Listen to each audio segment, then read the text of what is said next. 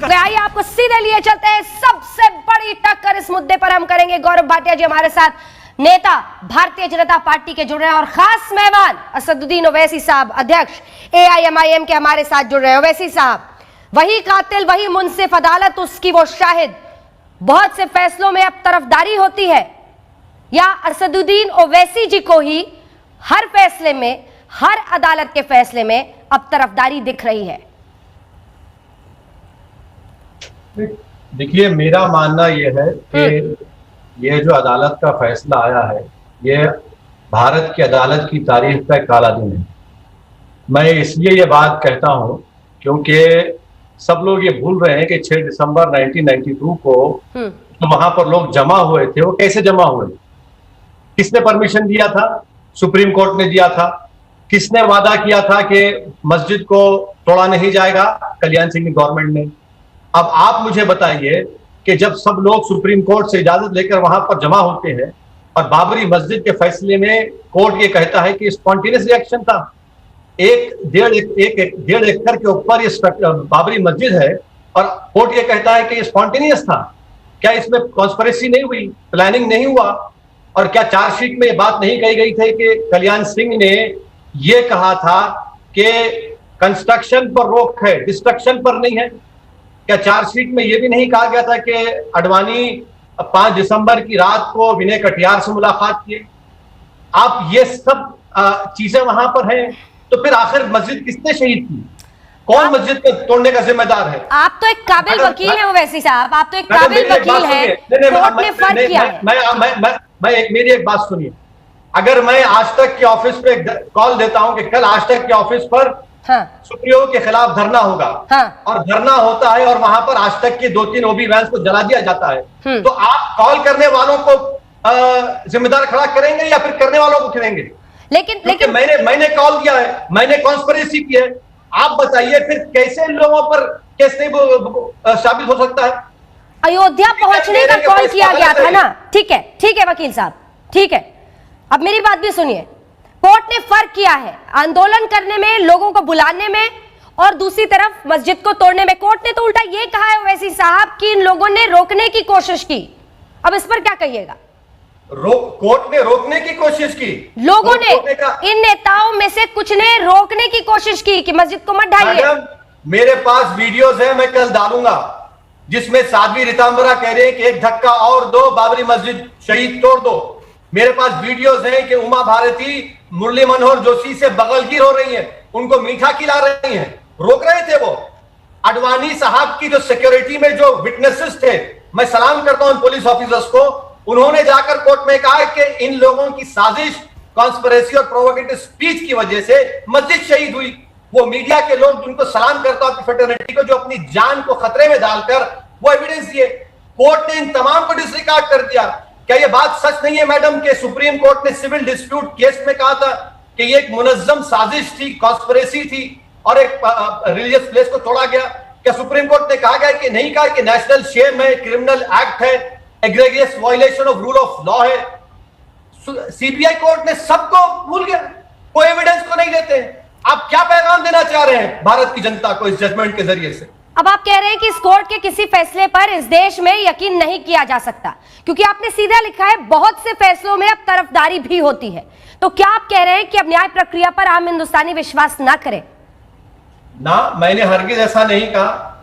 मैंने यह कहा कि ये जो सीबीआई कोर्ट का फैसला है ये गलत है, जिसको अंग्रेजी में कहते हैं एरोनियस जजमेंट है। इसने एविडेंस को देखा नहीं, और जो ये क्यों भूल रहे हैं, मैं बार बार कह रहा हूं कि सुप्रीम कोर्ट ने इजाजत दी थी कार सेवा की, और अगर वहां पर ये लोग जमा थे, इनके प्रोवोकेटिव स्पीचेस की वजह से, इनके प्रोवोकेशन की वजह से वो मस्जिद को शहीद किया गया। ये स्पॉन्टेनियस कैसा? आप मुझे बताइए कि कितने महीने, कितने दिन की प्लानिंग की जरूरत है जिसको कहा जाए कि स्पॉन्टेनियस ना हो? ठीक है, एक सवाल कॉल किया था आवाम को, एक सवाल आया था महाराष्ट्र से, देश के कोने कोने से, किसने बाबरी मस्जिद की ईंटों को लेकर मोमेंटो के तौर पर गए? और एक आज ही कोर्ट में मैडम भगवान दास नाम का एक आदमी है, उस पर एक्यूज है।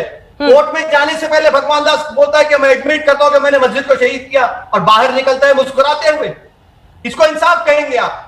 इतना बड़ा वाकया हुआ, कत्लो गारतगिरी हुई, फसादात हुए, हिंदू मारे गए, मुसलमान मारे गए, लोग अपनी औलाद से महरूम हो गए, और कोर्ट कहता है कि स्पॉन्टेनियस था। गौरव जी बोलिए बोलिए, अभी तो बस झांकी है, काशी मथुरा बाकी है। सबसे पहले तो अंजना जी मैं कहूंगा सत्यमेव जयते। और जब मैं सुनता हूं ओवैसी जी को तो मुझे बड़ा अजीब लगता है उसके लिए कि ये कहते हैं कि आज काला दिन है। अगर आप आंखें नहीं खोलेंगे ना तो बाहर की रोशनी, संविधान की रोशनी आपको दिखाई नहीं देगी और हमेशा सब काला ही रहेगा। सर्वोच्च न्यायालय का फैसला आया कि भव्य राम मंदिर वहां बनेगा, इनको तकलीफ हुई, जबकि सर्वोच्च न्यायालय के 5 जो न्यायाधीश हैं उन्होंने सर्वसम्मति से यह फैसला दिया था। मुझे याद है ओवैसी जी उस दिन भी आए थे, इन्होंने कहा था काला दिन है।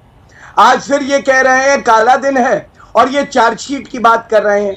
पेशे से वकील हैं ओवैसी जी, अगर चार्जशीट ही पैमाना है कहने का कि किसी ने गलत किया है और वो दोषी है, तो आपके भाई हैं अनुज हैं, उन्होंने कहा था 15 मिनट के लिए पुलिस हटा दो, उनके खिलाफ भी चार्जशीट है, तो उनको भी क्या आप दोषी मानेंगे?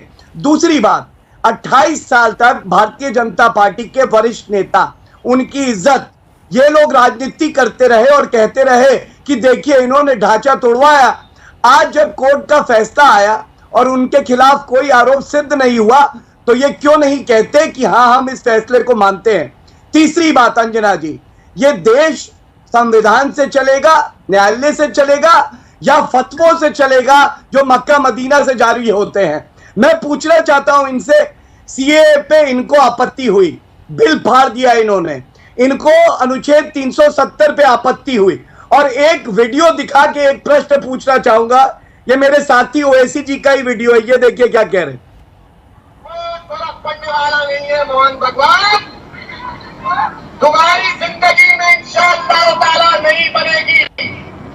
तुम जो ख्वाब देख रहे हो मंदिर बनाने का, वो इंशाअल्लाह ताला हिंदुस्तान के दिया उसको पूरा नहीं करेगी।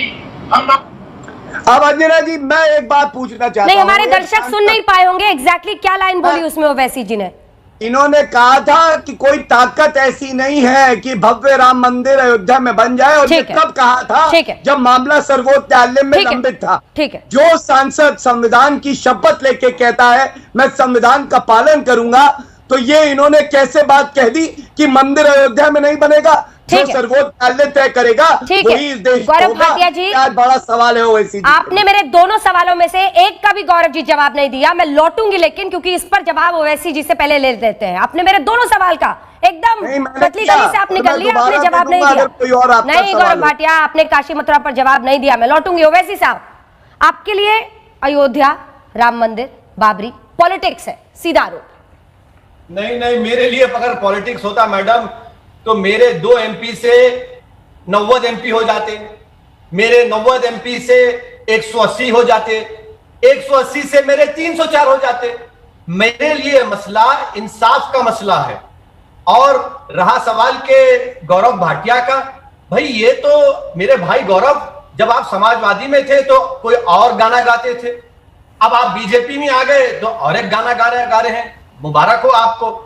आप ये कह रहे हैं कि मक्का मदीना का फतवा, गौरव भाटिया साहब, असदुद्दीन ओवैसी मक्का मदीना के फतवे को नहीं मानता है, और आपको लॉयर आप हैं, फतवे का मतलब ओपिनियन है, और फतवा मक्का मदीना से कौन सा आया?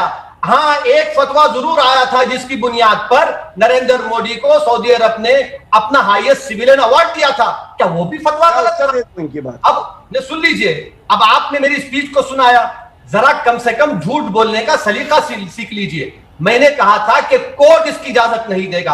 अब कोर्ट का फैसला आया है सिविल डिस्प्यूट का। हमने कहा कि जस्टिस जेएस वर्मा ने कहा था कि supreme court is supreme but not infallible. Supreme court के फैसले से, किसी भी अदालत के फैसले से डिसएग्री करना सुप्रीम कोर्ट की तौहीन नहीं है। अगर होता तो जेएस वर्मा साहब जो रिटायर्ड चीफ ये बात नहीं कहते। अब आप मेरे सवाल का जवाब दीजिए। पॉलिटिक्स तो आपने की, पॉलिटिक्स तो आपने की। यही डाइस पर बैठकर साध्वी रीतांबराव ने कहा था कि एक धक्का और दो, बाबरी मस्जिद शहीद कर दो। यही कल्याण सिंह ने क्या क्या नहीं कहा था। अरे आपने इसको इस्तेमाल किया।